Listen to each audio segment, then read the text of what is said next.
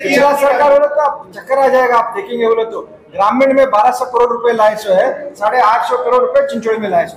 Sir ये 9 महीने में क्या अरे सरकार पैसे नहीं दिए, तुम्हारे एमएलए को नहीं दे रहे हो, हमारे को क्या देते? तुम्हारे कनीज फातिमा को जी और हमारे अलम प्रभु पाटिल साहब को 1 रुपए एमएलए लाड आया है कि बताओ हमारे को। सर डॉक्टर उमेश यादव का अचीवमेंट है, क्या है 5 साल का अचीवमेंट इस तरह का पूछा जा रहा है। 1000 रुपए कर्फ्यू की ड्राइविंग के लिए 1000 रुपए रखे हैं, 1000 रुपए रखे हैं खाली। अरे एंट्री बजट है, अभी देंगे, अभी टाइम है, फिर वापस हम ही आने वाले हैं, देंगे हम लोग। कांग्रेस सरकार एक बार उद्घाटन हो गया वहाँ पर कोविड में आपको मालूम है सबको, आप लोग भी सब लोग गए वहाँ पर कोविड पेशेंट्स को एडमिट किया था, हॉस्पिटल ऑलरेडी ऑपरेशन में था, फिर उसको उद्घाटन करते हैं। अब सिटी बस स्टैंड जो है वो पूरा अभी काम पूरा नहीं हुआ है, उसको आप इलेक्शन है बोल के आप उसको उद्घाटन करते हैं। और ಇಲ್ಲ ಕಾಂಗ್ರೆಸ್ ಅವರು ಏನೋ ರಥ ತಗೊಂಡು ಬಂದಿದ್ದಾರೆ, ಇಲ್ಲೆಲ್ಲ ಸಿಕ್ಕಾಪಟ್ಟೆ ಡಿಸ್ಟರ್ಬೆನ್ಸ್ ಆಗ್ತಾ ಇದೆ, ಜನ ತೊಂದರೆ ಆಗ್ತಾ ಇದೆ. ನಮ್ಮ ಹೆರಿಟೇಜ್ ಹೋಟೆಲ್ ಹಿಂದೆ ಒಂದು ಕಿರಾಯಿ ಗಾಡಿ ತಗೊಂಡು ಬಂದು ಅದಕ್ಕೊಂದು ಬ್ಯಾನರ್ ಹಚ್ಚಿ ಅನ್ಪಾರ್ಲಿಮೆಂಟರಿ ವರ್ಡ್ ಯೂಸ್ ಮಾಡಿ ಒಳಗ್ ಬರ್ರಿ, ಮೊಕ್ಕೋರಿ, ಅಡ್ಡಾರಿ ಅಂತ ಯೂಸ್ಲೆಸ್ ವರ್ಡ್ಸ್ ಶಬ್ದ ಹೇಳಿ ನಮ್ ತಿರುಗಾಡ್ತಾರ ಅಂತ ಹೇಳಿ ಅದೆಲ್ಲವನ್ನು ಕೂಡ ತಮಗೊಂದು ಕಾಪಿ ಕೊಡ್ತಾರೆ. ಪ್ರಗತಿ ಇಲ್ಲ, ಏನು ಇಲ್ಲ. ಈಗ ರಥ ತರ್ತಾರ, ಈಗ ರಥ ತಂದಿ ನಮ್ಮ ಆಫೀಸ್ ನಲ್ಲಿ ನಿಂತ ಕೇಸಂದ್ರ ಹೇಳಿ ಕೇಸಂದ್ರ AC ಬಸ್ ಇದೆ, AC ಗಾಡಿಯಲ್ಲಿದೆ, AC ಬಂದ್ ಕೇಸ ಮಲ್ಕೋರ್ ಅಂತ ಹೇಳಿ ಕೇಸಂದ್ರ ಇದು ವರ್ಡ್, ಇದ್ರ ಶಬ್ದ ಇದು ತಪ್ಪು ಅನಿಸ್ತದ. ಯಾಕಂದ್ರೆ ದಿಶಾ ಮೀಟಿಂಗ್ ನಲ್ಲಿ ಭಾಗವಹಿಸೋದ್ರ ಮುಖಾಂತರ ಅದ್ರ ಬಗ್ಗೆ ಚರ್ಚೆ ಮಾಡಬೇಕಾಗಿತ್ತು, ಅದ್ರ ಬಗ್ಗೆ ಕೂಲಂಕಷವಾಗಿ ಪರಿಶೀಲನೆ ಮಾಡಬೇಕಾಗಿತ್ತು. ಒಬ್ರು ಕೂಡ ಸುಳಿಯುವಂತ ಕೆಲಸ ಮಾಡಿಲ್ಲ. ಇದನ್ನು ಕೂಡ ಭಾರತೀಯ ಜನತಾ ಪಕ್ಷ ಇವತ್ತು ಖಂಡನೆ ಮಾಡ್ತಾರೆ. BY ವಿಜೇಂದ್ರ ಅಣ್ಣವರು ಆದೇಶ ಮ್ಯಾಗ ಏನು ನಾವೆಲ್ಲ ಲೀಡರ್ಸ್ಗಳು ಅಪ್ಪುಗೌಡರ ನೇತೃತ್ವನಾಗ ನಮ್ಮ ಶಿವರಾಜ್ ರದ್ದೇವಾಡಿ ಅನ್ನೋ ನೇತೃತ್ವನಾಗ ಎಲ್ಲ ಲೀಡರ್ಸ್ ಕಲ್ತು ಹೋಗಿ ಎಲ್ಲ MLA ಅವ್ರ ಮನೆಗೆ ಹೋಗ್ಬೇಕು, ಶಾಂತಿ ರೀತಿಯಿಂದ ಹೋಗಿ ಮೆಮೊಡಮ್ ಸಲ್ಸ್ ಬರ್ಬೇಕಂತ ಹೇಳಿ ಆ ಆದೇಶ ಪ್ರಕಾರ ನಾವು ಅಪ್ಪುಗೌಡರು ಶಿವರಾಜ್ ರದ್ದೇವಾಡಿ ಎಲ್ಲೋ ಹೋಗಿ ಮತ್ತ ನಮ್ಮ ಪ್ರಧಾನ ಕಾರ್ಯದರ್ಶಿಯಾದ P ರಾಜೀವ್ ಅವ್ರು ಹೇಳಿರೋರು ಹೆಚ್ಚಿಗೆ ಜನನು ಹೋಗ್ಬೇಡ್ರಿ, ಅಲ್ಲಿ ಹೆಚ್ಚಿಗೆ ಕೂಗ್ಬೇಡ್ರಿ, ಏನು ಗದ್ದಲ ಮಾಡ್ಬೇಡ್ರಿ, ವೆರಿ ಸಿಸ್ಟಮೆಟಿಕ್ ಆಗಿ ಒಳ್ಳೆ ರೀತಿಯಲ್ಲಿ ಮಾಡಂತ ಹೇಳಿ ಆ ಆದೇಶದಿಂದ ನಾವು ಮಾಡಿ ಬಂದಿದ್ದೇವೆ. ಅದೇ ತರ ನಿನ್ನೆ ಬೆಳಗ್ಗೆ ನಮ್ಗ ಗೊತ್ತಾಯ್ತು, ಒಂದಿಷ್ಟು ಪೊಲೀಸ್ ಜನ ಫೋನ್ ಹಚ್ಚಿದ್ರು ನಮ್ಗೆ, ನೀವೇನ್ ಬರ್ತಾ ಇದ್ರೇನು ನಿಮ್ ಪಾರ್ಟಿ ಆಫೀಸಿಗೆ ಅಂತ ಹೇಳಿ. ನಾವ್ ಹೇಳಿದ್ವಿ ನಮ್ದೇನು ಯಾವ್ದು ಮೀಟಿಂಗ್ ಇಲ್ಲ, ಏನೂ ಇಲ್ಲ, ಇವತ್ತೇ ನಾವು ಬರ್ತಾ ಇಲ್ಲ. ಅವ್ರು ಹೇಳಿದ್ರು ಇಲ್ಲ, ಕಾಂಗ್ರೆಸ್ ಅವ್ರು ಏನೋ ರಥ ತಗೊಂಡು ಬಂದಿದ್ದಾರೆ, ಇಲ್ಲೆಲ್ಲ ಸಿಕ್ಕಾಪಟ್ಟೆ ಡಿಸ್ಟರ್ಬೆನ್ಸ್ ಆಗ್ತಾ ಇದೆ, ಜನ ತೊಂದರೆ ಆಗ್ತಾ ಇದೆ, ತಾವ್ ಯಾರು ಬರ್ತೀರ ಅಂತ ಹೇಳಿ. ಅದು ನಮ್ಗೆ ಯಾರಿನ್ನೂ ಕಾಲ್ ಮಾಡಿಲ್ಲ ಅಂತ ಹೇಳಿ ತಕ್ಷಣ ನಮ್ಮ ಅಧ್ಯಕ್ಷರೇನು ಕೇಳ್ದ, ಮತ್ತೆ ಅಪ್ಪುಗೌಡರೇನು ಕೇಳ್ದ, ನಮ್ಗೆ ಏನು ಕರೆದಿಲ್ಲ ಅವರು. ನಾವು ಅವ್ರ ಕಚೇರಿಗ ಅವ್ರ ಮನೆಗೆ ಹೋಗ್ಬೇಕಂತಂದ್ರೆ ಅವ್ರ ಎಲ್ಲಾ PAಗ ಫೋನ್ ಹಚ್ಚಿ ವಿನಂತಿ ಮಾಡ್ಕೊಂಡಿದ್ದ, ಎಲ್ಲರಪ್ಪ ಶಾಸಕರುಗಳು ಅವರೇ ಪರೇಶಾನ್ ಆಗ್ಯಾರ, ಇವ್ರಿಬ್ರು ಯಾಕೆ ಅಂತ ನಂಬಲ್ಲ ಅಂತ ಹೇಳಿ. ಅವ್ರ ಒಟ್ಟ ನಮ್ಗೆ ನಿನ್ ಯಾರು ಕಾಲ್ ಮಾಡಿಲ್ಲ. ನೀನ್ ಬಂದಿ ಒಂದು ರಥ ಯಾತ್ರಾ ಅಂತೇಳಿ ನಾವೊಂದೇನು ತಿಳಿದೆವು, ಸಿದ್ದರಾಮಯ್ಯ ನೇತೃತ್ವನಾಗ DK ಶಿವಕುಮಾರ್ ನೇತೃತ್ವನಾಗ ಒಂದು ರಥ ಮಾಡ್ಯಾರ ಅವರು. ಅದ್ರಾಗ ನಮ್ಮಂಗ ಭಾರತೀಯ ಜನತಾ ಪಾರ್ಟಿ ಹ್ಯಾಂಗ್ ವಿಡಿಯೋ ಮಾಡಿ ವಿತ್ ಪ್ರೂಫ್ ಕೆ ಸಾಥ ವಿತ್ ಡಾಕ್ಯುಮೆಂಟ್ ಕೆ ಸಾಥ ಏನ್ ಕಳಿಸ್ತಾರಂತ ತಿಳಿದೆವು. ಬಟ್ ನಮ್ಗೆ ಗೊತ್ತಿಲ್ಲ. ಇಲ್ಲೇ ನಮ್ಮ ಹೆರಿಟೇಜ್ ಹೋಟೆಲ್ ಹಿಂದೆ ಒಂದು ಕಿರಾಯಿ ಗಾಡಿ ತಗೊಂಡು ಬಂದು ಅದಕ್ಕೊಂದು ಬ್ಯಾನರ್ ಹಚ್ಚಿ ಅನ್ಪಾರ್ಲಿಮೆಂಟರಿ ವರ್ಡ್ ಯೂಸ್ ಮಾಡಿ ಒಳಗ್ ಬರ್ರಿ, ಮೊಕ್ಕೋರಿ, ಅಡ್ಡಾರಿ ಅಂತ ಯೂಸ್ಲೆಸ್ ವರ್ಡ್ಸ್ ಶಬ್ದ ಹೇಳಿ ನಮ್ ತಿರುಗಾಡ್ತಾರ ಅಂತ ಹೇಳಿ. ನಾವೇನ್ ಹೇಳಕ್ ಬಯಸ್ತೀವೋ ಅವ್ರೀಗ ನಮ್ಗೇನು ನೋಡೋದಿಲ್ಲ. ನಾವೇನ್ ಮೆಮೊಡಮ್ ಕೊಟ್ಟಿದ್ದೇವೆ, ನೀವು ಕೊಟ್ಬಿಟ್ಟು ಮೆಮೊಡಮ್ ಪ್ರೆಸ್ ಮೀಟ್ ಮಾಡ್ರಿ, ಪ್ರೆಸ್ಸಿಗೆ ಹೇಳ್ರಿ, ಜನ ಹೇಳ್ರಿ. ಅವ್ರು ಏನ್ ಹೇಳ್ತಾ ಇದಾರ, ನಾವು ಅಪ್ಪುಗೌಡರು ನಮ್ಮ ಅಧ್ಯಕ್ಷರು ಮಿಸ್ಗೈಡ್ ಮಾಡ್ತಾ ಇದ್ದೇವೆ. ನಮ್ಗೇನೂ ಮಿಸ್ಗೈಡ್ ಮಾಡ್ತಾ ಇಲ್ಲ. ನಮ್ಮ ಸರ್ಕಾರ ಇದ್ದಾಗ, ಅಪ್ಪುಗೌಡರು ಶಾಸಕರಿದ್ದಾಗ, KKDB ಚೇರ್ಮನ್ ಇದ್ದಾಗ ನಾವು ನಮ್ಮ ತಂದೆಯವರು ಅನುದಾನಾಗ, CM ಸ್ಪೆಷಲ್ ಫಂಡ್ನಾಗ, ಕಾರ್ಪೊರೇಷನ್ ಫಂಡ್ನಾಗ ನಾವು ಏನೇನ್ ಕೆಲಸ ಮಾಡಿದೆವು, ಪ್ರತಿ ದಿವಸ ಒಂದ್ ಏರಿಯಾ, ಒಂದ್ ಗಲ್ಲಿ, ಒಂದ್ ವಾರ್ಡ್ನಾಗ ನಾವು ಅಭಿವೃದ್ಧಿಗಳು ಮಾಡ್ತಾ ಇದ್ದೇವೆ. 9 ತಿಂಗಳಾಯ್ತು. ಇಲ್ಲೇ ನಮ್ಮ ಮೇಯರ್ ಸಾಹೇಬ್ರು ನಮ್ಮ ಸಂಘಟನ ಕಾರ್ಪೊರೇಷನ್ ಕಮಿಷನರ್ ಮಾತಾಡೀನಿ, ಅವ್ರು ಖುದ್ದು ಹೇಳಿದ್ದಾರೆ 9 ತಿಂಗಳಾಯ್ತು, 1 ರೂಪಾಯಿನೂ ಗುಲ್ಬರ್ಗಾ ನಾರ್ತ್ ಅಂಡ್ ಸೌತ್ ನಾಗ ಹೊಸದು ಯಾವಾದ್ರೂ ಯೋಜನೆ ಆಗಿಲ್ಲ, ಯಾವಾದ್ರೂ ಉದ್ಘಾಟನೆ ಆಗಿಲ್ಲ ಅಂತ ಹೇಳಿದಾರೆ ಅವ್ರು. ಯಾವಾಗಿದೆ ಅಂತಂದ್ರೆ ಅಪ್ಪುಗೌಡರು ಅನುದಾನ ಏನು ಉಳಿದಿತ್ತು ಕೆಲಸ ನಾವೇನ್ ಮಾಡಿದೆವು, ನಮ್ಮ ಸಚಿವರಾದ ನಿರಾಣಿ ಸಾಹೇಬ್ರ DMF ಫಂಡ್ ಏನಿತ್ತು ಅವು ಓಪನಿಂಗ್ ಮಾಡಿದಾರೆ ಅವ್ರೆ. ಸೊ ಅದಕ್ಕೆ ದಯವಿಟ್ಟು ಇಲ್ಲಿ ತಮ್ಗೆ ಯಾರಿಗ್ ಮಿಸ್ಲೀಡ್ ಮಾಡೋದಿಲ್ಲ, ನಮ್ಗೆ ಏನು ಶೋ ಪುಟಪ್ ಮಾಡೋದಿಲ್ಲ. ನೇರವಾಗಿ ನೀವು ಏನೇನ್ ಫಂಡ್ ತಂದಿರಿ, ನಿಮ್ ಸೆಕ್ರೆಟರಿಯೇಟ್ ವಿಧಾನಸೌಧನಾಗ ನಾವು ಮಾತಾಡಿದೆವು. ಅವ್ರು ಹೇಳ್ತಾರ ನಾವು MLA ಲಾಡನೆ 1 ರೂಪಾಯಿನೂ ಬಿಟ್ಟಿಲ್ಲ, ಮತ್ ನೀವು ಯಾಕೆ ಕೆಲಸ ಮಾಡಿರಿ? ಸೊ ಅದಕ್ಕೆ ಮಂದಿಗ ನೀವು ಸುಮ್ಮನೆ ಹಚ್ಚದ ಕೆಲಸ ಬಂದ್ ಮಾಡಬೇಕು. ನೇರವಾಗಿ ಏನ್ ಮಾಡಿರಿ ನಿಮ್ ಲಿಸ್ಟ್ ಕೊಡ್ರಿ, ಆ ಲಿಸ್ಟ್ ನಿಮ್ಮ ಹತ್ರ ಇತ್ತ ಇತ್ತಂತಂದ್ರೆ ನಾವೇ ಬಂದು ತಗೋತೀವಿ. ಅದಕ್ಕೆ ಮುಂದಿನ ಬರೋ ದಿನಗಳನ್ಯಾಗ ನೀವು ಇದೇ ತರ ಮಿಸ್ಗೈಡ್ ಮಾಡಬೇಡ್ರಿ. ಸುಳ್ಳು ಹೇಳಿ, ಸುಳ್ಳು ಆಶ್ವಾಸವನ್ನು ಹೇಳಿ ಏನು ಗೆದ್ದಿದ್ದೀರಿ ಅದ್ರ ತಕ್ಕ ನಡೀರಿ. ಇಲ್ಲಕಂದ್ರೆ ಬರೋ ದಿನಗಳನ್ಯಾಗ ನಿಮ್ಗೆ ಜನ ಮತ್ತೊಂದು ಪಾಠ ಕಳಿಸ್ತಾರ ಅಂತ ಹೇಳಕ್ ಬಯಸ್ತೀವಿ. ಈ ಒಂದು ಪತ್ರಿಕಾಗೋಷ್ಠಿನಲ್ಲಿ ಭಾಗವಹಿಸಿರುವಂತ ನಮ್ಮ ಪಕ್ಷದ ಜಿಲ್ಲಾ ಅಧ್ಯಕ್ಷರು ಸಹೋದರರಾದಂಥ ಶಿವರಾಜ್ ಪಾಟೀಲ್ ಅಣ್ಣವರು, ಅದೇ ರೀತಿ ನಮ್ಮ ಜಿಲ್ಲೆಯ ಯುವಕರ ಕಣ್ಮಣಿಗಳು ಹಾಗೂ ನಮ್ಮ ನಗರ ಜಿಲ್ಲಾ ಅಧ್ಯಕ್ಷರಾದಂಥ ಚಂದು ಪಾಟೀಲ್ ಅವರು, ನಮ್ಮ ನಗರದ ಪೂಜ್ಯ ಮಹಾಪೌರರು ಸಹೋದರರಾದಂಥ ವಿಶಾಲ್ ದರ್ಗಿ ಅವರು ಮತ್ತು ನಮ್ಮ ಪಕ್ಷದ ಪ್ರಧಾನ ಕಾರ್ಯದರ್ಶಿಗಳು ಮತ್ತು ನಮ್ಮ ಮಂಡಲಿನ ಅಧ್ಯಕ್ಷರು ಎಲ್ಲರೂ ಸೇರಿ ಈ ಒಂದು ಪತ್ರಿಕಾಗೋಷ್ಠಿನಲ್ಲಿ ನಾವು ಭಾಗವಹಿಸಿದ್ದೇವೆ. ಇವತ್ತು ಕಾಂಗ್ರೆಸ್ಸಿನ ರಾಜ್ಯದಲ್ಲಿರುವಂತಹ ಸರ್ಕಾರ ಪ್ರತಿನಿತ್ಯ ಕೇಂದ್ರದ ಮೇಲೆ ಗೂಬೆ ಕೂಡಿಸುವಂತ ಕೆಲಸ ಮಾಡ್ತಾ ಇದೆ. ಅವರು ಡೆಲ್ಲಿಗೆ ಹೋಗಿ ಅಲ್ಲಿ ಒಂದು ಪ್ರತಿಭಟನೆ ಮಾಡಿ ಕೇಂದ್ರದಿಂದ ಅನುದಾನ ಬರ್ತಾ ಇಲ್ಲ ಅಂತ ಅನ್ನುವ ಒಂದು ಆಪಾದನೆಯನ್ನ ಮಾಡಿರುವಂತಹ ಹಿನ್ನೆಲೆಯಲ್ಲಿ ಇಡೀ ರಾಜ್ಯಾದ್ಯಂತ ನಮ್ಮ ರಾಜ್ಯದ ಅಧ್ಯಕ್ಷರಾದಂತಹ BY ವಿಜೇಂದ್ರ ಅವರು ಇಡೀ ರಾಜ್ಯದಲ್ಲಿರುವಂತಹ ಎಲ್ಲ ಕಾಂಗ್ರೆಸ್ ಪಕ್ಷದ ಶಾಸಕರ ಹತ್ರ ಹೋಗಿ ಅವರಿಗೆ ಮನವಿಯನ್ನ ಸಲ್ಲಿಸಬೇಕು ಅಂತ ಹೇಳಿ ಕರೆಯನ್ನ ಕೊಟ್ಟಿದ್ರು. ಆ ಕರೆಯನ್ನ ನಾವು ಅತ್ಯಂತ ಶಾಂತ ರೀತಿಯಿಂದ ಅವರವರ ಮನೆಗಳಿಗೆ ಹೋಗಿ ಅವ್ರ ಹತ್ರ ನಮ್ಮ ಚಂದು ಪಾಟೀಲ್ ಅವರು ಹೇಳ್ದಂಗೆ ಅವರ ಒಂದು ಸಮಯವನ್ನ ಕೇಳಿ ನಾವು ಅವರ ಮನೆಗೆ ಹೋಗಿ ಶಾಂತ ರೀತಿಯಿಂದ ಅವರಿಗೆ ಮನವಿಯನ್ನ ಸಲ್ಲಿಸಿ ಅಲ್ಲಿಂದ ನಾವು ಪತ್ರಿಕೆ ಮತ್ತು ಮಾಧ್ಯಮದ ಮುಖಾಂತರ ನಮ್ಮ ಜಿಲ್ಲೆಯಲ್ಲಿ ಆಗ್ತಾ ಇರುವಂತಹ ಅನ್ಯಾಯದ ಬಗ್ಗೆ, ಕಾಂಗ್ರೆಸ್ ಸರ್ಕಾರ ಮಾಡ್ತಾ ಇರುವಂತಹ ಅನ್ಯಾಯದ ಬಗ್ಗೆ ಇವತ್ತು ನಾವು ಅಲ್ಲಿ ಪತ್ರಿಕೆ ಮುಖಾಂತರ ನಾವು ಹೇಳಿರುವಂಥದ್ದು. ಅದನ್ನ ಆದ್ಮೇಲೆ ಕಾಂಗ್ರೆಸ್ ಕಚೇರಿಯಿಂದ ನಮ್ಮ ಕಚೇರಿಗೆ ಒಂದು ರಥವನ್ನ ನಮ್ಮ ಶಿವರಾಜ್ ಪಾಟೀಲ್ ಅಣ್ಣವರು ಹೇಳ್ದಂಗೆ ಒಂದು ಬಾಡಿಗೆ ವಾಹನವನ್ನ ತಗೊಂಡು ಬಂದು ನಮ್ಮ ಕಚೇರಿ ಎದುರುಗಡೆ, ಭಾರತೀಯ ಜನತಾ ಪಕ್ಷದ ಕಚೇರಿ ಎದುರುಗಡೆ ಅವರು ಒಂದು ಪ್ರತಿಭಟನೆಯನ್ನ ಮಾಡಿದ್ದಾರೆ. ಸ್ವಾಮಿ, ಕಲ್ಯಾಣ ಕರ್ನಾಟಕದ ರಥ ಯಾರು ಪ್ರಾರಂಭ ಮಾಡಿದ್ದಾರೆ ಅಂತ ಅನ್ನೋದನ್ನ ನಿಮ್ಮ ಗಮನಕ್ಕಿರ್ಲಿ. ಮಾನ್ಯ BS ಯಡಿಯೂರಪ್ಪ ಸಾಹೇಬರು ಅವರು ಮುಖ್ಯಮಂತ್ರಿಗಳಾದ್ಮೇಲೆ ಮೊದಲನೇ ಬಾರಿಗೆ ಹೈದರಾಬಾದ್ ಕರ್ನಾಟಕ ಅಂತನ್ನುವ ಹೆಸರನ್ನ ತೆಗೆದುಹಾಕಿ ಕಲ್ಯಾಣ ಕರ್ನಾಟಕ ಅಭಿವೃದ್ಧಿ ಮಂಡಳಿ ಮತ್ತು ಈ ಭಾಗಕ್ಕೆ ಕಲ್ಯಾಣ ಕರ್ನಾಟಕ ಭಾಗ ಅಂತನ್ನುವ ಹೆಸರನ್ನ ಕೊಟ್ಟಿರುವಂತಹ ಕೀರ್ತಿ ಅದು BS ಯಡಿಯೂರಪ್ಪ ಸಾಹೇಬರಿಗೆ ಸಲ್ಲುತ್ತೆ, ಅದು ನಮ್ಮ ಸರ್ಕಾರಕ್ಕೆ ಸಲ್ಲುತ್ತೆ. ಅದೇ ರೀತಿ ಅನುದಾನನೂ ಕೂಡ ಹಿಂದೆ ಇದೇ ಹೈದರಾಬಾದ್ ಕರ್ನಾಟಕ ವಿಮೋಚನಾ ದಿನಾಚರಣೆಗಳಿದ್ರೆ ಅವಾಗ ತಮ್ಮ CM ಕಾಂಗ್ರೆಸ್ದವರೇ ಇದ್ರು ಕೂಡ ಇಲ್ಲಿ ಬಂದು ಧ್ವಜಾರೋಹಣೆಯನ್ನ ಮಾಡಬೇಕು ಅಂತಂದ್ರೆ ಹೆದರ್ತಾ ಇದ್ರು, ಎಲ್ಲೋ ಒಂದು ಸಮುದಾಯದ ಮನಸ್ಸಿಗೆ ನೋವಾಗುತ್ತೆ ಅಂತ ಹೇಳಿ.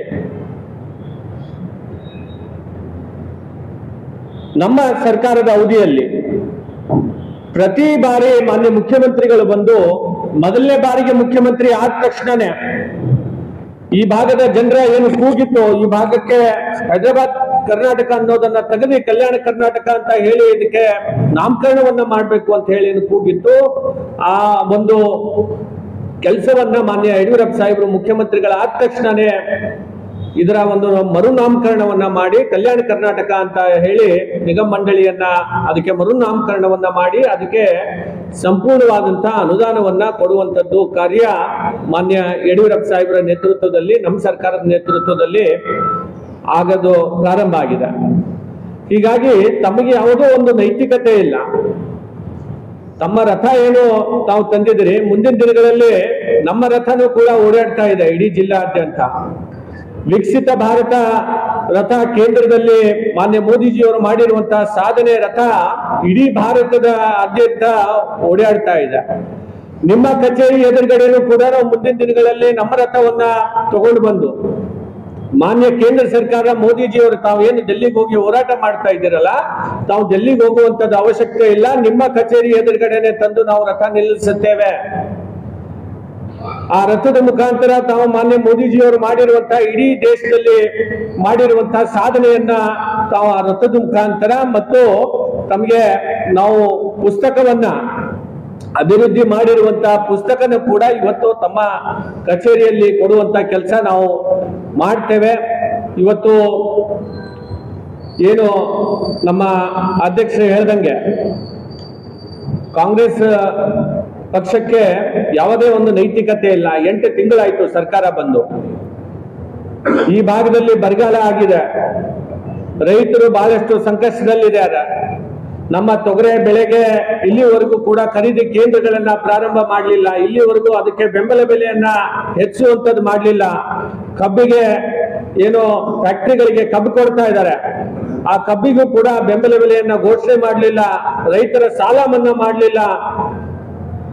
ಇಷ್ಟೆಲ್ಲ ಸಮಸ್ಯೆಗಳ ಮಧ್ಯದಲ್ಲಿ ಸುಳ್ಳು ಹೇಳಿ ಇವತ್ತು ರಾಜಕಾರಣವನ್ನ ಇವತ್ತು ಕಾಂಗ್ರೆಸ್ನವ್ರು ಮಾಡ್ತಾ ಇದ್ದಾರೆ.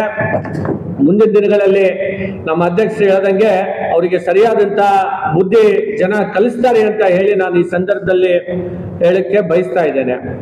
ಅದ್ರ ಜೊತೆಯಲ್ಲಿ ನಮ್ಮ ದಕ್ಷಿಣದಲ್ಲಿರುವಂತಹ ಶಾಸಕರು, ಅವರಿಗೆ ಏನು ಸಮಸ್ಯೆ ಆಗಿದೆ ಗೊತ್ತಿಲ್ಲ, ಯಾಕೋ ಸ್ವಲ್ಪ ಬಹಳ ರಾಜಾರೋಷವಾಗಿ ಬಹಳಷ್ಟು ಮಾತನಾಡ್ತಾ ಇದ್ದಾರೆ.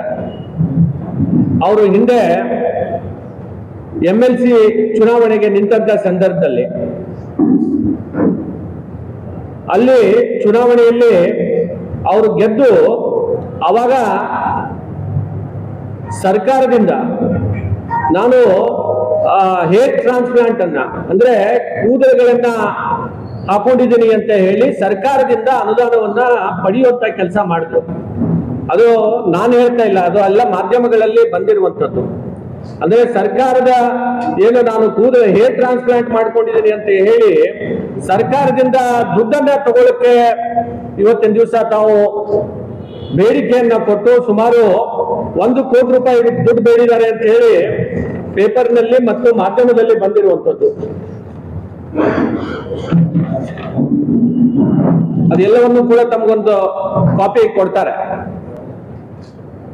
ಅದರ ನಂತರ ಆ ಚುನಾವಣೆಯಲ್ಲಿ ಮುಂದೆ MLC ನಲ್ಲಿ ಸೋತರು. ಸೋತ ಮೇಲೆ ಅವ್ರ ಜನ ಯಾಕೆ ಸೋಲಿಸಿದ್ರು, ನಮ್ಮ ಗ್ರಾಮ ಪಂಚಾಯತಿ ಸದಸ್ಯರು ಅವರು ಆತ್ಮಲೋಕನೆ ಮಾಡ್ಕೋಬೇಕು. ನೀವು ಏನಾದ್ರೂ ಒಳ್ಳೆ ಕೆಲಸ ಮಾಡಿದ್ರೆ ನಮ್ಮ BG ಪಾಟೀಲ್ ಸಾಹೇಬ್ರ ಎದುರುಗಡೆ ನೀವು ಚುನಾವಣೆಯಲ್ಲಿ ಯಾಕೆ ಸೋಲ್ತಿದ್ರಿ? MLC ಚುನಾವಣೆಯಲ್ಲಿ ಸೋತ ಮೇಲೆ ಅಲ್ಲಿ ಮುಂದೆ ಗೆಲ್ಲಲಿಕ್ಕೆ ಸಾಧ್ಯ ಇಲ್ಲ ಅಂತ ಅನ್ನೋದನ್ನ ಅರ್ಥ ಮಾಡಿಕೊಂಡು ನಮ್ಮ BG ಪಾಟೀಲ್ ಸಾಹೇಬರು ಸತತವಾಗಿ 2 ಬಾರಿಯಲ್ಲಿ ಚುನಾವಣೆಗೆ ಗೆದ್ದಿದ್ದಾರೆ. ಆ ಚುನಾವಣೆ ಸೋತ ಮೇಲೆ ನನಗೆ ಜನ ಗೆಲ್ಸೋದಿಲ್ಲ ಅಂತ ಹೇಳಿ ಅರ್ಥ ಆದ್ಮೇಲೆ ಇವತ್ತು ನಮ್ಮ ದಕ್ಷಿಣದಲ್ಲಿ ಬಂದು ನಿಂತು ಸುಳ್ಳು ಹೇಳಿ ಮತದಾರರ ದಾರಿ ತಪ್ಪಿಸಿ ಇವತ್ತಿನ ದಿವಸ ಅವ್ರ ಮತಗಳನ್ನ ಪಡ್ಕೊಂಡು ಗೆದ್ದಿದ್ದೀರಿ. ಆದ್ರೆ ಮುಂದಿನ ದಿನಗಳಲ್ಲಿ ಇಲ್ಲಿನೂ ಕೂಡ ಅದೇ ಪರಿಸ್ಥಿತಿ ಆಗೋದಿದೆ. ಜನ ನಿಮ್ಮ ಏನು 8 ತಿಂಗಳ ಆಡಳಿತದಲ್ಲಿ ತಾವು ಏನೇನೋ ಭ್ರಷ್ಟಾಚಾರ ಮಾಡ್ತಾ ಇದ್ದೀರಿ, ಟ್ರಾನ್ಸ್ಫರ್ ದಂಧೆಯಲ್ಲಿ ಏನು ತೊಡ್ಕೊಂಡಿದ್ದೀರಿ, ಇದು ಎಲ್ಲವನ್ನು ಕೂಡ ಜನರಿಗೆ ಇವತ್ತು ಅರ್ಥ ಆಗಿದೆ. ನಾನು ಹೇಳಿದ್ದೆ ಅವರ ಅಳಿಯನ್ನ PWD AWD ಆಗಿ ಇವತ್ತಿನ ದಿವಸ ಇಲ್ಲಿ ನೇಮಕವನ್ನ ಮಾಡ್ಕೊಂಡಿದ್ದಾರೆ ಅಂತ ಹೇಳಿ. ತಾವು ಏನ್ ಹೇಳಿದ್ರಿ, ನಮ್ಮ ತಂದೆಯವ್ರ ಕಾಲದಿಂದಾನು ಕೂಡ ಅವ್ರು ಇದ್ರು ಅಂತ ಹೇಳಿ. ಹೌದು, ನಮ್ಮ ತಂದೆಯವ್ರ ಕಾಲದಿಂದಾನು ಕೂಡ ನಾವು ಯಾವುದೇ ರೀತಿಯಾಗಿ ಇವತ್ತು ಅಧಿಕಾರಿಗಳು, ಯಾಕಂದ್ರೆ ಸರ್ಕಾರ ಬದಲಾವಣೆಗಳು ಆಗ್ತಾ ಇರ್ತವೆ, ಆದ್ರೆ ಅಧಿಕಾರಿಗಳು ಅವರ ಮನವನ್ನ ಒಲಿಸಿ ನಾವು ಇವತ್ತು ಸರ್ಕಾರದ ಹಂತದಲ್ಲಿ ನಾವು ಕೆಲಸಗಳನ್ನ ಯೋಜನೆಗಳನ್ನ ಅಳವಡಿಸಬೇಕಾಗುತ್ತೆ. ಆದ್ರೆ ನಮ್ಮ ಮನೆಯಲ್ಲಿ ಯಾರು ಕೂಡ ಕಾಂಟ್ರಾಕ್ಟರ್ ಇಲ್ಲ. ಅದೇ PWD ಇಲಾಖೆಯಲ್ಲಿನೇ ನಿಮ್ಮ ಮಗ ಕಾಂಟ್ರಾಕ್ಟರ್ ಇದ್ದಾನೆ, ಅವನ ಹೆಸರ ಮೇಲೆ ಲೈಸೆನ್ಸ್ ಇದೆ. ಯಾವಾಗ ನಿಮ್ಮ ಅಳಿಯನೇ AWD ಇರ್ತಾನೆ, ಯಾವಾಗ ನಿಮ್ಮ ಮಗನೇ ಕಾಂಟ್ರಾಕ್ಟರ್ ಆಗಿ ಕೆಲಸ ಮಾಡ್ತಾನೆ ಅಂತಂದ್ಮೇಲೆ ಅಲ್ಲಿ ಭ್ರಷ್ಟಾಚಾರ ಆಗುತ್ತೆ ಆಗೋದಿಲ್ಲ ಅಂತ ಅನ್ನೋದು ಇವತ್ತು ಜನರು ಮಾತಾಡ್ತಾ ಇದ್ದಾರೆ. ನಮ್ಮ ಅಧ್ಯಕ್ಷರು ಹೇಳಿದ್ರು ಲ್ಯಾಂಡ್ ಆರ್ಮಿ ವಿಚಾರವಾಗಿ. ಜನ ಇವತ್ತು ಇಲ್ಲಿ PWD ಎಕ್ಸಿಕ್ಯೂಟಿವ್ ಇಂಜಿನಿಯರ್ ಅನ್ನ ತರಬೇಕಂತ ಹೇಳಿ ಪತ್ರಗಳನ್ನ ಕೊಟ್ಟು ಆ ಅಧಿಕಾರಿಯನ್ನ ಇವತ್ತು ಅಲ್ಲಿ ತರದೆ ಬೇರೆಯವರನ್ನ ತಗೊಂಡು ಬಂದು ಮತ್ತು ಆ ಅಧಿಕಾರಿಯಿಂದ ಲಾಭವನ್ನ ಪಡ್ಕೊಂಡು ಅವರಿಂದ ಅನುಕೂಲಗಳನ್ನ ಮಾಡಿಕೊಂಡು ಅವರಿಗೆ ಬೇರೆ ಇಲಾಖೆಯಲ್ಲಿ ಇವತ್ತು ತಾವು ಪೋಸ್ಟಿಂಗ್ ಅನ್ನ ಕೊಟ್ಟಿದ್ದೀರಿ. ಅವರು ಕೆಲವು ದಿವಸಗಳಲ್ಲಿ ರಿಟೈರ್ಡ್ ಆಗೋರಿದ್ದಾರೆ. ರಿಟೈರ್ಡ್ ಆದ್ಮೇಲೆ ದಾಖಲೆ ಸಮೇತ ತಾವು ಏನೇನು ಅವರಿಂದ ಪಡ್ಕೊಂಡಿದ್ದೀರಿ ಅನ್ನೋದು ಕೂಡ ಇವತ್ತು ನಾವು ಮಾಧ್ಯಮದ ಮುಂದೆ ನಾವು ತರೋರಿದ್ದೇವೆ. ಅದ್ರ ನಂತರ ನೀವು ಏನು ಹೇಳ್ತೀರಿ, ಪ್ರತಿ ಸಾರಿ 20 ವರ್ಷಗಳಿಂದ ನಾವು ಇಲ್ಲಿ ಸತತವಾಗಿ ಇಲ್ಲಿ ನಾವು ಈ ದಕ್ಷಿಣದಲ್ಲಿ ನಾವು ಗೆಲ್ತೇವೆ ಚುನಾವಣೆಯನ್ನ ಅಂತ ಹೇಳಿ. ಸ್ವಾಮಿ 20 ವರ್ಷದಿಂದ ಜನ ನಮ್ಗೆ ಎದ್ಸಿದ್ದಾರೆ ಅಂತಂದ್ರೆ ಜನರ ವಿಶ್ವಾಸ ನಮ್ಮ ಮೇಲಿದೆ. ಪೂಜ್ಯ ತಂದೆಯವರಾದಂತ ಚಂದ್ರಶೇಖರ್ ಪಾಟೀಲ್ ರೇವೂರವರು ಅವರು ಸತತವಾಗಿ 2 ಬಾರಿ ಇಲ್ಲಿ ಗೆದ್ದಿರುವಂತದ್ದು. ಅವರ ಒಂದು ಅಭಿಮಾನದಿಂದ ಜನರು ಅವ್ರು ಮಾಡಿರುವಂತಹ ಕೆಲಸದಿಂದ ಅವರನ್ನ ಗುರುತಿಸಿ ಇವತ್ತಿನ ದಿವಸ ಅವರಿಗೆ ಅವಕಾಶ ಕೊಟ್ಟಿರುವಂತದ್ದು. ನಾವು ಚಂದ್ರಶೇಖರ್ ಪಾಟೀಲ್ ರೇವೂರವರು ರಾಜಕಾರಣಕ್ಕೆ ಬರೋಕ್ಕಿಂತ ಮುಂಚೆ ನಮ್ಮ ಔಷಧ ವ್ಯಾಪಾರಿಗಳ ಸಂಘದ ಅಧ್ಯಕ್ಷರಾಗಿ, ಮೊದಲನೇ ಅಧ್ಯಕ್ಷರಾಗಿ ಅವರು ಕೆಲಸ ಮಾಡಿದ್ದಾರೆ. ಆ ಸಂಘದಲ್ಲಿ ಅವ್ರು ಕೆಲಸ ಮಾಡಿದ್ದಕ್ಕಾಗಿ, ಅಧ್ಯಕ್ಷರಾಗಿದ್ದಕ್ಕಾಗಿ ನಮ್ಮ ಸುಮಾರು 60 ವರ್ಷ ಈ ಔಷಧ ವ್ಯಾಪಾರದಲ್ಲಿ ನಮ್ಮ ಕುಟುಂಬ ಇರೋದ್ರಿಂದ ಅವರಿಗೆ ಒಂದು ಗೌರವವನ್ನ ಸೂಚಿಸಬೇಕು ಅಂತ ಹೇಳಿ ಆ ಸಂಘದವರು 10 ವರ್ಷದಿಂದನೇ ಅವರ ಒಂದು ಹೆಸರಿನಿಂದ ಭವನವನ್ನ ಮಾಡಬೇಕು ಅಂತ ಹೇಳಿ ಅವರ ಹೆಸರನ್ನ ಇವತ್ತು ಇಟ್ಟು ಅಲ್ಲಿ ಒಂದು ಭವನವನ್ನ, ಕಟ್ಟಡವನ್ನ ಆಗಿದೆ. ಅದಕ್ಕೂ ಕೂಡ ತಾವು ಅಸೂಯೆಯನ್ನ ತೋರಿಸ್ತಾ ಇದ್ದೀರಿ. ನಮ್ಮ ಸಹೋದರರಾದಂತ, ನಮ್ಮ ದಲಿತ ಮುಖಂಡರಾದಂತ ವಿಶಾಲ್ ದರ್ಗಿಯವರು ನಮ್ಮ ತಂದೆಯವರ ಮೇಲೆ ಅಭಿಮಾನವಿಟ್ಟು ಅಲ್ಲಿ ಆ ಭವನಕ್ಕೆ ನನ್ನ ವೈಯಕ್ತಿಕವಾಗಿ, ಸರ್ಕಾರದ ಯಾವುದೇ ಅನುದಾನ ಅಲ್ಲ, ಅವರ ವೈಯಕ್ತಿಕ ಸಹಕಾರದಿಂದ ಒಂದು ಮೂರ್ತಿಯನ್ನ ಇವತ್ತಿನ ದಿವಸ ನಮ್ಮ ಸಂಘಕ್ಕೆ ಒಂದು ಕೊಡುಗೆಯಾಗಿ ನೀಡಿದ್ದಾರೆ. ಆ ಮೂರ್ತಿಯನ್ನ ನಾವು ಇಟ್ಟಿದ್ದೇವೆ. ಅದಕ್ಕೂ ಕೂಡ ತಾವು ಇವತ್ತು ಅಸೂಯೆಯನ್ನ ಇವತ್ತಿನ ದಿವಸ ತೋರಿಸ್ತಾ ಇದ್ದೀರಿ. ರಾಜಕಾರಣ ಮಾಡೋದಿದ್ರೆ ನನ್ನ ಜೊತೆಯಲ್ಲಿ ಮಾಡಿ, ಆದ್ರೆ ನಮ್ಮ ತಂದೆಯವರ ವಿಚಾರಕ್ಕೆ ಬಂದ್ರೆ ಅಥವಾ ನಮ್ಮ ಹಿಂದಿನ ಶಾಸಕರಾಗಿ ಅವರು ಸತತವಾಗಿ ನಮ್ಮ ಕುಟುಂಬದ, ನಮ್ಮ ತಾಯಿಯವರಾಗಿರ್ಬೋದು, ನಮ್ಮ ತಂದೆಯವರಾಗಿರ್ಬೋದು, ಅವರು ಜನರ ಮನಸ್ಸನ್ನ ಗೆದ್ದು ಇವತ್ತು ಈ ಭಾಗದ ಸೇವೆಯನ್ನ ಪ್ರಾಮಾಣಿಕತೆಯಿಂದ ಮಾಡುವಂತ ಕೆಲಸ ಇವತ್ತಿನ ದಿವಸ ಅವ್ರು ಮಾಡಿದ್ದಾರೆ. ಅವರ ವಿಚಾರಕ್ಕೆ ಬಂದ್ರೆ, ಅವರ ಅಭಿಮಾನಿಗಳಿಗೆ ನೋವಾದ್ರೆ ಅದು ಮುಂದಿನ ದಿನಗಳಲ್ಲಿ ಸರಿ ಆಗೋದಿಲ್ಲ ಅಂತನ್ನುವ ಮಾತನ್ನು ಕೂಡ ನಾನು ಈ ಸಂದರ್ಭದಲ್ಲಿ ಹೇಳಕ್ಕೆ ಬಯಸ್ತಾ ಇದ್ದೇನೆ. ಅದೇ ರೀತಿ ನಾವು ವೈಯಕ್ತಿಕವಾಗಿ ನಮ್ಮ ಸಹೋದರ ಡಾಕ್ಟರ್ ಇದ್ದಾನೆ. ಡಾಕ್ಟರ್ಗಳು ತಮ್ಮ ಆಸ್ಪತ್ರೆ ಕಟ್ಟೋದು ತಪ್ಪಿದೇನಾ? ಜನರ ಸೇವೆಗಾಗಿ ತಮ್ಮ ಈಗ ಅವ್ರ ಮಗನು ಕೂಡ ಒಬ್ಬ ವೈದ್ಯನಿದ್ದಾನೆ ಬೆಂಗಳೂರಿನಲ್ಲಿ. ಅವನು ಕೂಡ ಫ್ಲಾಟ್ ಗಳನ್ನ ಖರೀದಿ ಮಾಡಿದ್ದಾನೆ. 1 ಕೋಟಿ ರೂಪಾಯಿ ಕಾರ್ನಲ್ಲಿ ತಿರುಗಾಡ್ತಾನೆ. ಅಂದ್ರೆ ಅವರವರು ವೈಯಕ್ತಿಕವಾಗಿರುವಂತದ್ದು ವಿಚಾರವನ್ನ ತಗೊಂಡು ನೀವು ರಾಜಕಾರಣ ಮಾಡ್ತಾ ಇದ್ದೀರಿ ಅಂತಂದ್ಮೇಲೆ ಇದು ನಿಮ್ಗೆ ಶೋಭೆ ತರುವಂತದ್ದಲ್ಲ. ಏನಾದ್ರೂ ತಮಗೆ ರಾಜಕಾರಣ ಮಾಡ್ಬೇಕಾಗಿದ್ರೆ ನೇರವಾಗಿ ತಾವು ಜನರ ಮುಂದೆ ಬನ್ನಿ. ನಾವು ಕೂಡ ಸಿದ್ಧರಿದ್ದೇವೆ ಜನರ ಎದುರುಗಡೆ ಬಂದು ಮಾತಾಡ್ಲಿಕ್ಕೆ. ನಾವು 60 ವರ್ಷದಿಂದ ಆದರ್ಶ್ ಮೆಡಿಕಲ್ ಹಾಲ್ ಅಂತಂದ್ರೆ ನಾವು ಇವತ್ತು ನಿನ್ನೆ ಪ್ರಾರಂಭ ಮಾಡಿರುವಂತ ಔಷಧ ಅಂಗಡಿ ಅಲ್ಲ. ನಾವು ಔಷಧ ವ್ಯಾಪಾರ ಮಾಡುವಂತದ್ದು ನಮ್ಮ 3 ತಲೆಮಾರು ನಾವು ಔಷಧ ವ್ಯಾಪಾರವನ್ನ ಮಾಡ್ತಾ ಬಂದಿದ್ದೇವೆ. ಅದು ಉದ್ಯೋಗ ಬೇರೆ, ರಾಜಕಾರಣ ಬೇರೆ. ಹೀಗಾಗಿ ನಾನು ಕೊನೆಯದು ಅವರಿಗೆ ನಾನು ಹೇಳಕ್ಕೆ ಬಯಸ್ತಾ ಇದ್ದೇನೆ, ದಯಮಾಡಿ ನಿಮ್ಮ ನಾಲಿಗೆಗೆ ಮತ್ತು ಮೆದುಳಿಗೆ ಸ್ವಲ್ಪ ಸರಿಯಾದ ರೀತಿಯಿಂದ ಒಂದು ಇದನ್ನ ಅಂದ್ರೆ ಭಾಷೆಯನ್ನ ಉಪಯೋಗ ಮಾಡ್ಕೊಳ್ಳಿ. ಇಲ್ಲ ಅಂತಂದ್ರೆ ಮುಂದಿನ ದಿನಗಳಲ್ಲಿ ನಿಮ್ಗೆ ಅರ್ಥ ಆಗುವಂತ ಭಾಷೆಯಲ್ಲಿ ನಾವು ಕೂಡ